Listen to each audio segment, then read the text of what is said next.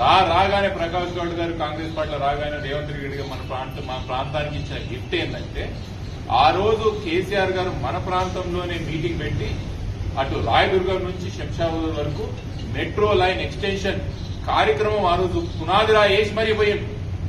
టెండర్లు ఇచ్చారు, దానికి కొత్త కాంట్రాక్టర్ వచ్చిండ్రు.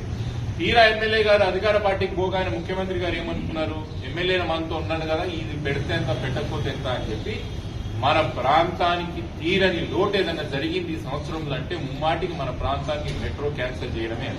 ఎందుకు ప్రకాష్ గౌడ్ గారు ఈ అభివృద్ధి మీరు కాంక్షించిపోయింది?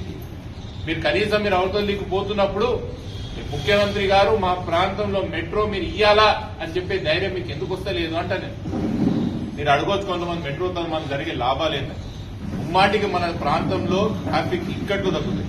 ఎంత ట్రాఫిక్ పెరిగింది మన కాళ్ళు మనకు తెలియదా? ముఖ్యంగా ఈ 3 మున్సిపాలిటీలో ఎంత ట్రాఫిక్ పెరిగిందనే విషయం మనకు తెలియదా? ట్రాఫిక్ ఇక్కట్లు తగ్గుతాయి. మన ప్రాంతంలో రెంటలు దాదాపు 50 to 100%, అంటే రూపాయి అంటే ₹2 రెంటలు పెరుగుతుంది మన దగ్గర.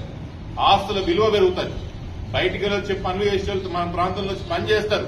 మన దగ్గర ఉన్న వ్యాపారాలు పెరుగుతాయి మెట్రో ఉండడం తర్వాత. మన దగ్గర మెట్రో ఉండడం ద్వారా ఇవన్నీ కూడా లాభాలు మన ప్రాంతానికి జరుగుతాయి.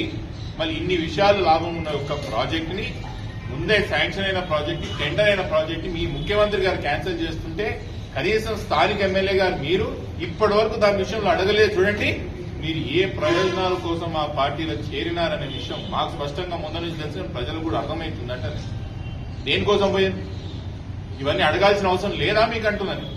ముమ్మాటికి ఈ కార్యక్రమం ముందుకు తీసుకున్నాను. బీఆర్ఎస్ పార్టీగా ఈ రోజు మీ అందరి సమక్షంగా నేను చెప్తున్నాను, ఈ విషయంలో పోరాటం చేస్తాము. ప్రతి కాలనీ వాసులకి, ప్రతి గ్రామ వాసులకి, ఈ నియోజకవర్గంలో ప్రతి ఒక్కరికి మెట్రో వల్ల జరిగే లాభం ఏంది, వీళ్ళు చేసిన దాని వల్ల జరిగే నష్టమేందని ప్రజల దగ్గరికి తీసుకుపోతాం. అది ఈ రోజు నుంచి కార్యక్రమం మొదలు పెడతామని విషయం ఒకటి.